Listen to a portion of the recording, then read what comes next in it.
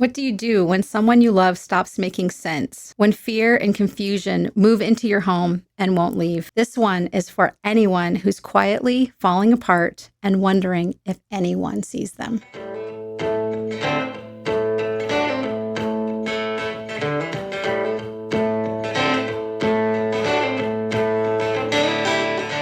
Welcome back to Abounding Hope. I am Liz Beck. I'm the founder of Hope for Addiction. Hope for Addiction's mission is to equip the local church to think biblically about addiction and to be able to walk practically with people who are struggling with addiction.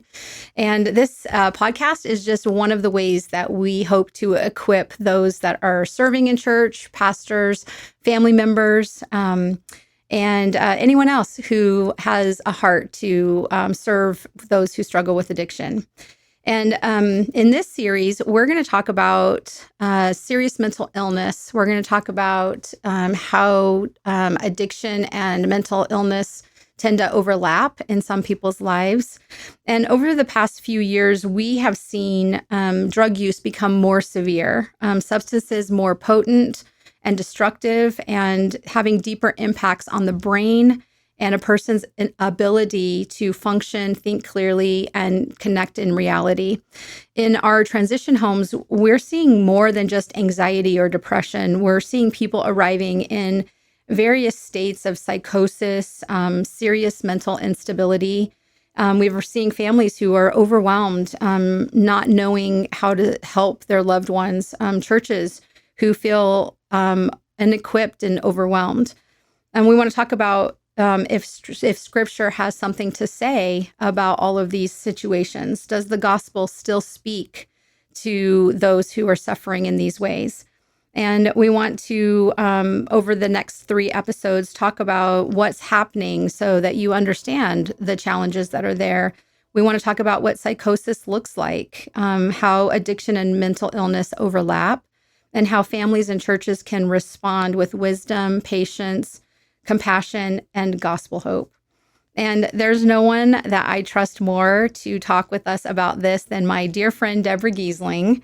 Deborah is the founder of P82 Project Restoration, which is a ministry that supports people and families who are walking through serious mental illness issues. And so we've been friends for a very long time. Welcome. We have. Thank you. Thank you for having me. Yeah, I'm excited. So tell us a little bit about yourself and your family. We're going to dive into all of that more thoroughly, but just give us a brief introduction.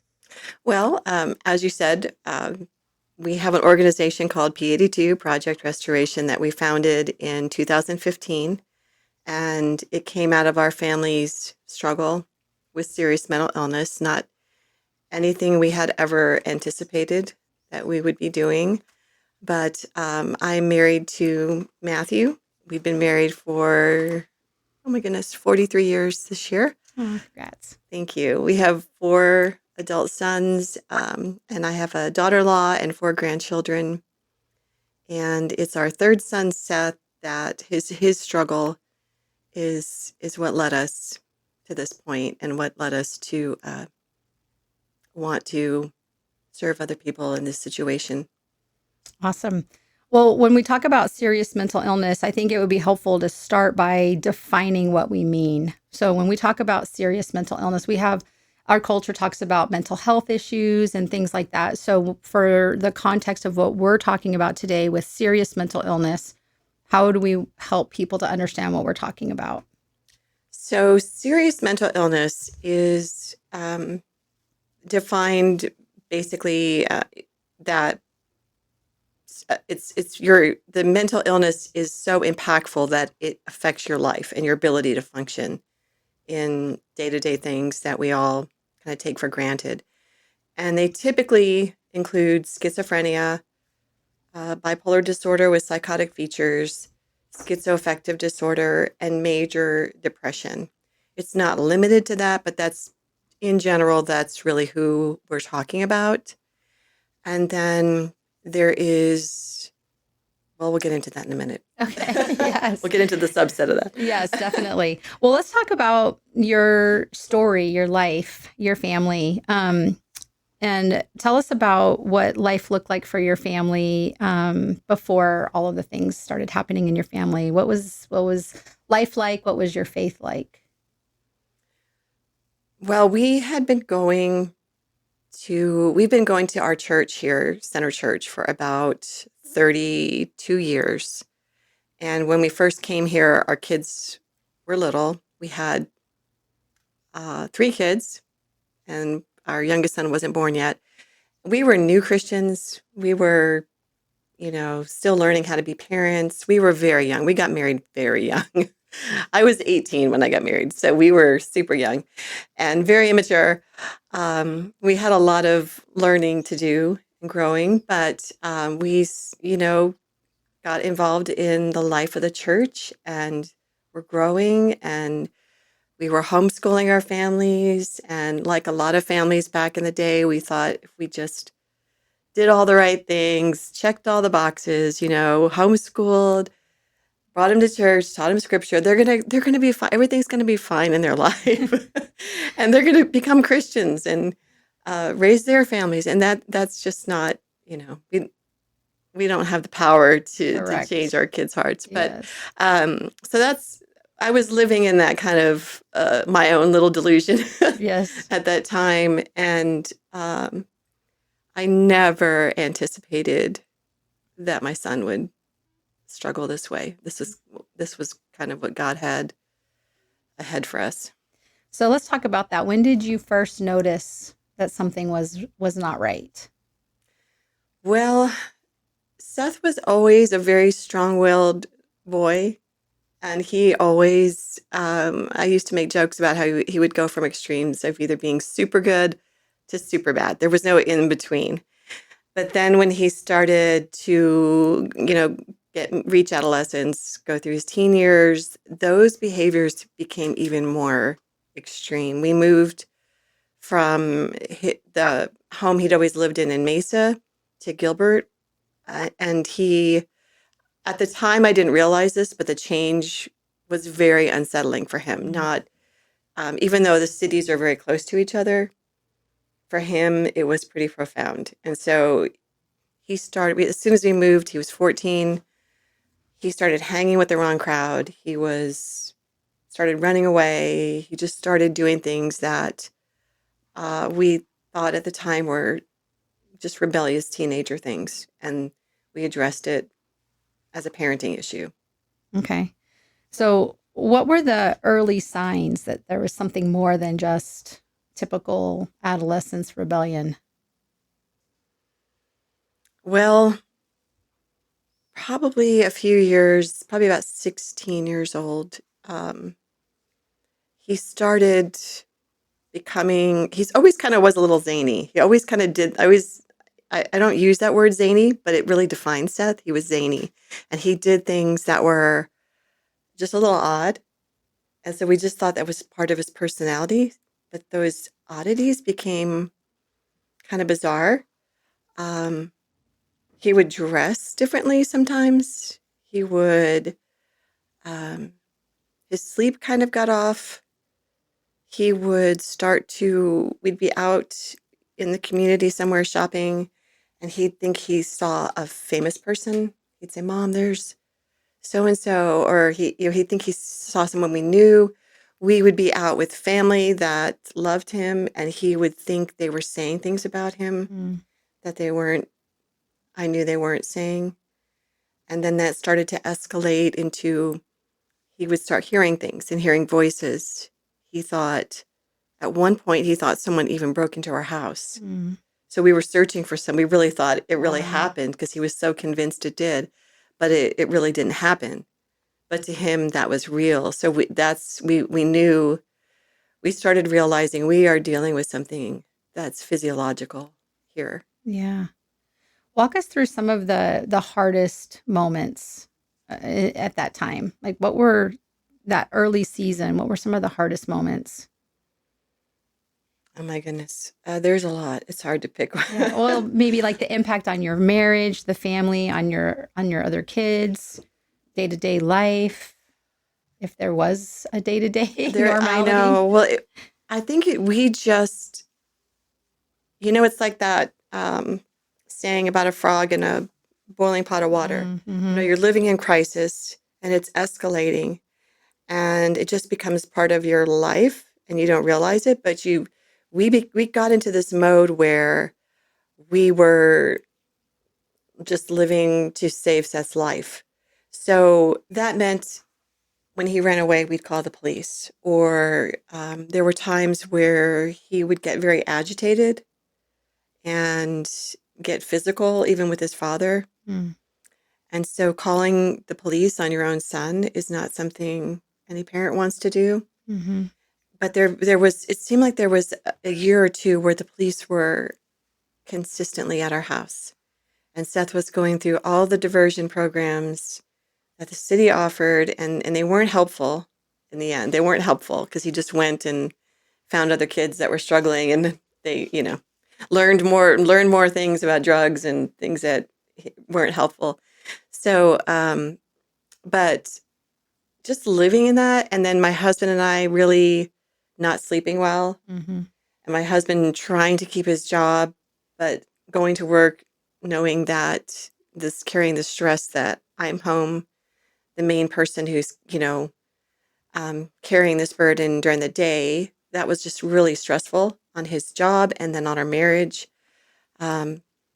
Taking turns where we slept, taking turns. Our youngest son, we would have to ask our friends if he could come stay with them for a while.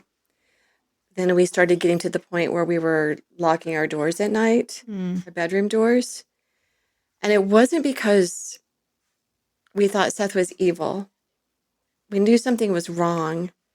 And the things that we were trying, they weren't helping. There weren't resources for us at that time. Mm-hmm. And there still really isn't in that. There wasn't. And so it was very challenging. Yeah, it sounds like just like the isolation that happens in that, the confusion, not knowing yourself what's going on. So then how do you explain to other people what's happening or even how to pray for you, right? I Right. remember we had a couple of conversations in those early days when you were still just trying to figure it out. And I was in the middle of my own stuff too. And I was like, I don't know. I think I remember one time where I just said, just find a doctor who will listen to you. That was the only thing that I could really say, because it's all just so unknown, right? And just not knowing exactly what's going on or what the solutions are. And Right. it's so disruptive to life. Like you really are just in survival, just trying to do each day and survive it. It's challenging. What help did you seek at first? What happened when you attempted to find help? Well, at first it was our pastors. Our pastors knew what was going on. We were looking for help and counsel. And early on, when he was running away, and he also was doing taking Benadryl, overdosing on Benadryl, and just doing all this risky behavior. I think he was 14 at the time. We found a place in Montana, like a temporary, like a ranch, boys ranch type place. So it was a Christian place that we were able to send him to. So it removed him from the temptations that he was dealing with. Mm-hmm. So we could all kind of get a breather and reset. And so he stayed there for about 4 months and it helped. And we asked, what are your observations? What do you notice about Seth? And the director just said, all I know is he's just very moody. And that was the only input we had. So he came back and did okay for a few weeks, and then it all started escalating again. Mm. And so at that time, someone counseled us, gave us advice, and said, why don't you just meet with your general family doctor, you and your husband, just for a consultation, and tell him what's going on and see if he has resources or advice for direction. And that's what we did. And he said, absolutely, you are in a crisis situation, you need help. And so he recommended us seeing an adolescent psychiatrist Okay. because they have more education in medications and different intervention. Psychologists don't. And so that's the route we chose to go. But the problem is that Seth, he would never have agreed to go to a doctor. Mm. And so we were kind of stuck. We did make an appointment for a psychiatrist, and you have to wait about 3 to 4 months for that appointment. And when I made this appointment, I mean, I had it on my calendar. I was waiting, and my husband and I were stressing, trying to come up with a plan. How are we going to get him? How are we going to basically trick him? He was 16 to get in the car and walk into a psychiatrist's office. And so I was so anxious about this appointment that I called the day before that I had it on my calendar. I called them just to make sure, are you sure you still have Seth on this appointment? And she says, oh, ma'am, your son's appointment was yesterday. You missed it. Oh, no. Yeah, excuse me.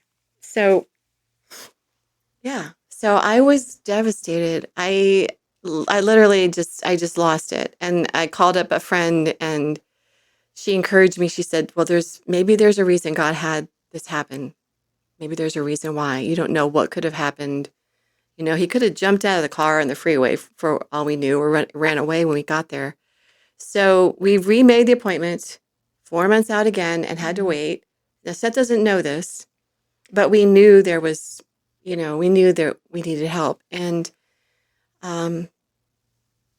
he had in between that time, we had a kind of a little conflict in our home with Seth, which was very, like, almost every day there was some sort of conflict. And he actually pushed my husband. And we were at the point of, okay, we have exhausted everything. So we called the police and insisted that we press charges on him. And the police actually were hesitant to do it. So my husband said, I want you to look up all of his records and look at everything we have done. I want him arrested. I'm pressing charges on him. And the only reason we were doing that is because it was the only way we felt we were going to get help, or our family would feel safe. And I was hysterical, but we just felt like we had no option. And so they did. They arrested Seth. And there is nothing like going to a juvenile detention center and seeing your son in a jumpsuit and going to visit him there. It was awful. It was terrible. And so while he was there, his appointment came up. And so he was assigned I think she's like a probation social worker woman who worked with us and him. And I said, well, we have this appointment. And they said, well, we can take him to the appointment for you. I'm like, you're kidding me. So, which is not like something you're happy about, but it actually was God's, really was God's provision to do it this way. So we made this appointment. I filled out tons of paperwork and they got background on him and everything. And again, it was awful seeing Seth walk in there in a jumpsuit, in handcuffs, to a doctor appointment. And the doctor, after evaluating him and talking with us, he looked at us, Matthew and I, and said, your son is bipolar. Do you know that? And we were like, no. But he said, you know what, we can get him some medications. We're going to, and so anyway, it just, I remember driving home from that, feeling this sense of relief, because I thought, okay, we finally have some information, something we can work with now that, anyway, it was super helpful. And they started Seth on the meds in the jail. And so he was doing good. And then we didn't feel like he was ready to come home when it was time for him to be released. So they put him in a transition home in Scottsdale where they did counseling, and he stayed on his meds, and then he transitioned home. And but that was just the beginning. So he comes home and says, I don't need these meds. I'm not bipolar. I'm not doing that. So he stopped taking his meds. And now he's getting older, and the behaviors started escalating again to the point where they were really getting out of control. Mm. That is such a burden to carry as a mom, for sure. And I know that there's so many moms out there that are carrying this same burden right now. And Right. I pray that this whole series is an encouragement for them to see that. I think when you're in it too, you're so unsettled. You don't know which way is up. Are we doing something wrong? Just all of these things that you're second guessing, and then like the desperation of just trying to get help. And in a lot of ways, the system is stacked against us in trying to get help as well. So let's talk about the church component. Just as I think that is a missing piece for a lot of people. So said that the pastors were one of the first people that you talked to about these struggles. So how did they continue to walk with you? Like, what was their involvement through this whole process with you, even just in the early days? And then just, and this has been years and years and years that this has happened. So how's the church been involved? The pastors and leaders in our church stayed with us the whole time. They never spoke with us in a directive way, like, this is what you need to do.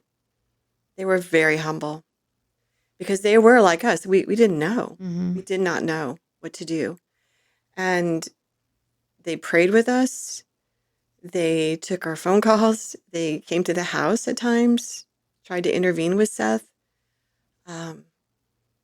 They gave us their observations when we asked them about Seth. And they just were extremely caring and loving to us and gave us hope. They never, they just always pointed us to Christ. They always pointed us to hope, to continue looking to God, and they stayed with us.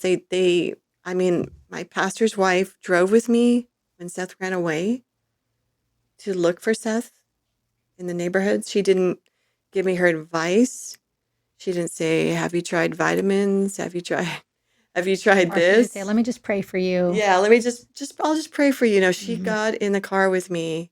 She didn't say anything. She didn't make me feel bad. Mm. Start crying. She just was there. Mm-hmm. And that meant everything to us. There's several people I can point to during that time who our care group leader, Patrick Grog, just came in our house and sat with us. He didn't say anything. I'm sure it was awkward for him to do that. That must have been really hard to come into a situation that is involving police, involving, there's shame with, our kid is the bad kid, Mm-hmm. The police are coming to our house. People are sort of receding from this family because they don't want their kids hanging around with the bad kid. And he stepped into it like, no, I'm going to go here. And that meant more to us that, it just kept us going and connected to the church. We needed the church. Mm-hmm. And I think that's common with my story too, right? None of them knew the answers they couldn't say, oh, well, this is what's happening and this is what you should do. Right. But it was, well, we know how it has the answers. Let's pray. Let's sit with you in it. Let's walk together with you. And I think that's the main thing that the church misses out on, because it is awkward. It's like, I don't really know what to do right now. I'm not really sure what to say, but just being present is so needed, right? Not shrinking back away from the thing that is like, oh, but actually going, I don't know either, but I'm just going to be here with you. Yes. And we're going to figure it out. We know that God is with us. Exactly. I think looking back and how the church walked with you, with your family, and how they walked with me and my family. How would you say that the things that they have done and the things that they learned, what could any church take away from how we both have experienced things in our church, like any church out there? What could they do? Well, first of all, I think not seeing serious mental illness as this other category that's outside of the church's ability to care for that family. It is absolutely part of it. It's absolutely, the church has everything they need in Christ, in the gospel, in his word, and with each other. And there's a wisdom in not walking it alone, but with other people, especially, mature people in the church as well. But the church, oh my goodness, the church has such an opportunity here to bring hope to these families, stability, just by loving them and including them. Just like we make meal trains when we have babies or someone's going through cancer treatments. Why is this it's an other thing that we're like, I don't know. We can't do it for this, but it absolutely can have a profound impact on the entire family. It really can. And it's really no different. I think just recognizing that we already have what we need. Yeah. We're going to dive into that more in our third episode, more practicals of how the church actually can enter in. So as you think about all of the things and all the suffering and stuff, I think it's important for people to understand, like, what led you to start P82? Like, what was happening that you were like, no, we need to do something about it? Oh, well, that probably came like a few years later. Yeah. When Seth had his first psychotic break. He was 18, because from 16 to 18, it just escalated severely.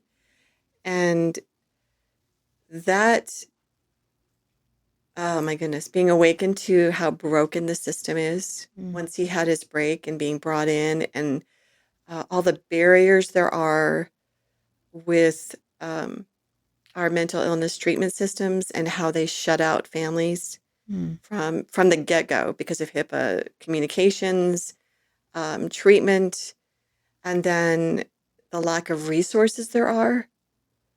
It's such a serious schizophrenia, bipolar disorder, on the severe end. It's very heavy. It's a very heavy illness, and I do think it's an illness. Our system is not set up for it at all. It's not set up for the sickest ones. It's set up to actually move them out the back door. And so that burden falls on the families. And what I had to do to advocate for Seth to get care, most people can't do that. My husband's able to provide for both of us, so I was able to do that full time. And that involved going to the media. That involved making friends with congressmen and women, writing to the governor at times to get him what he needed. And I'm not somebody who wanted to do that. I wanted to be a stay-at-home grandma. That was my goal. Like, I'm going to raise my kids, have grandkids, and watch my grandkids, and, make cookies. That's really what I wanted to do. I still want to do that.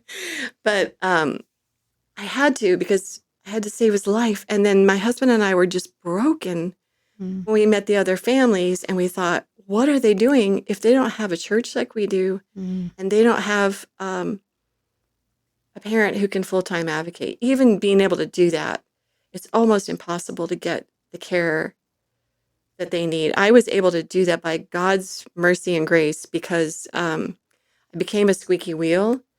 I had favor with the media. I was able to do some media pieces. And so that enabled Seth to get the care. But it also killed me, because I thought, that's not right. Why do you have to do that? Why is it just the people? I couldn't just go back after seeing that to normal life. There's no way. There's no way we can. and just make cookies and watch my grandkids. There's no way. And Seth still needs my ongoing, even to this day, still needs my advocacy. So, yeah, it just became a passion for me. And I knew, Matthew and I both knew that this is what he's calling us to. And I think we also learned the key is equipping the church. The church has a huge part to play in serving these families, bringing the gospel to these families. Mm-hmm. They're so isolated from the church. I would go to support groups, secular support groups, and hear horror stories of families being asked to leave churches because their loved one was talking to themselves in the foyer. Mm-hmm. Or, oh, this is too scary for us. We can't handle it. So the families don't go to, they're isolated. They're living in shame, alone, with unimaginable burdens because there are no resources. Or unimaginable guilt because they've had to let their loved one go to the streets because there is no place for them. So, yeah, we were ruined. God did it. So P82 started out just kind of with the advocacy piece, just Correct. advocating for your own son, but then helping other families to advocate, to work through the system, learning all of that. But you've also been involved with the legislation that we have here in Arizona. You've even had opportunities to go to Washington, D.C. So God's used you in so many ways for even any good that we have in our system now. It was directly connected with your efforts, which is amazing. But beyond that, you have now a caregiver support group for family members who are carrying these burdens so they don't feel alone, and just walking with them. And then you have a whole program for churches to train them to be able to care for people that are going through these situations. And you've had, from many years now, you've had a vision to start a home to be able to care for men. And that's happening. It is happening. So exciting. It's very exciting. We're so excited.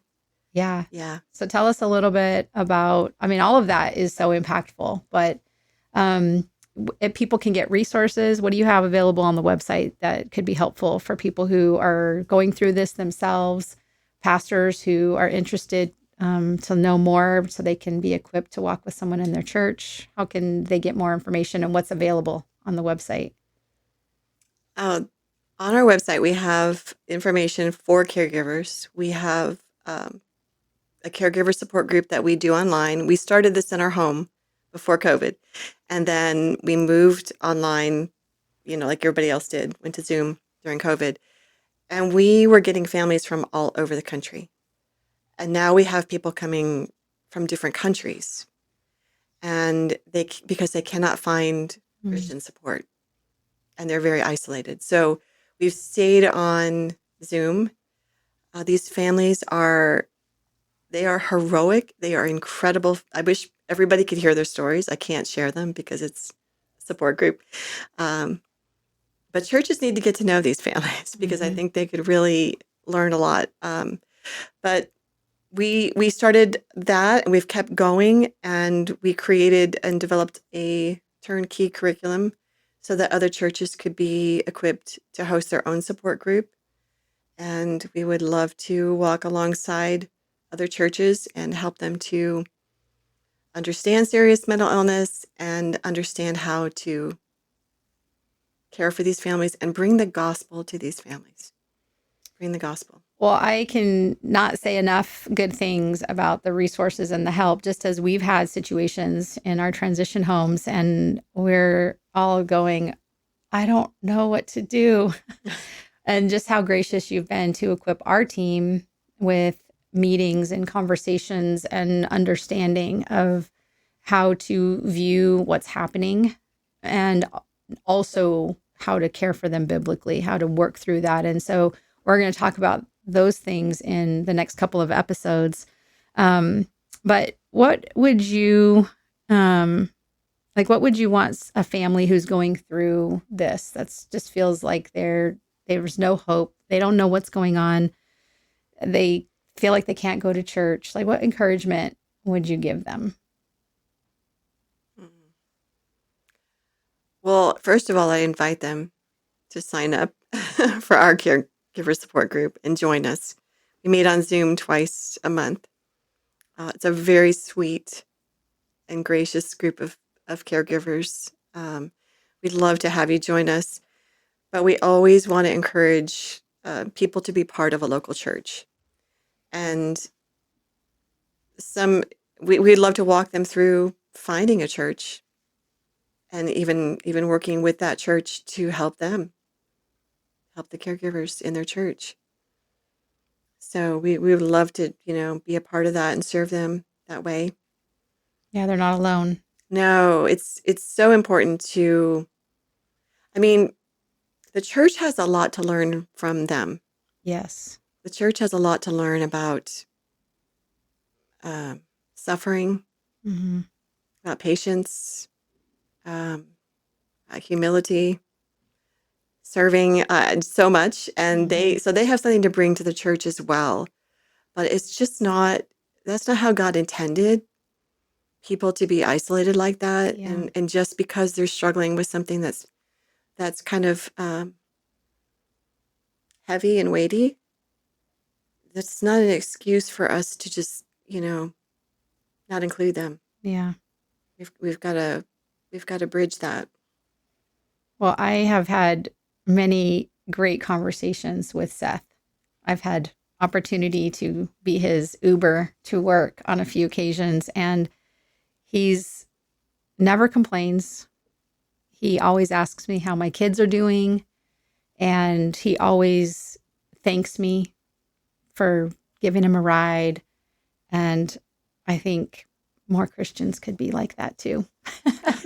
Less focus on self, more grateful. Yes. And I see that in Seth, and he is a joy for sure. And I know that he's a blessing to our church. Well, I think that is a good place to wrap for this episode, but please check out the resources available at Deborah's website. You can see that the website is p82homes.org, which was by faith, by that name, It P82 was. Homes. Homes And weren't even on the radar They 10 weren't, years ago. but it was by faith a long time ago. And here we are. The new house is going to be opening sometime later this year, beginning of next Beginning year. of next year, I think. That's Yeah. awesome. So there's resources to navigate the mental health system. Yes. There's resources for churches, church support, the caregiver, the support group for caregivers. You have a podcast, you have a blog, all very good content there. So in our next episodes, we're going to talk more practically about psychosis. We're going to talk about the connection with addiction, the mental health system, and also how churches can walk wisely and compassionately with families. So if you have questions or comments on this topic, or if you have suggestions for topics that we can cover in future episodes, you can email us at aboundinghope@hopeforaddiction.com. And you can also find more resources at the Hope for Addiction website at hopeforaddiction.com. We'll see you next time on Abounding Hope.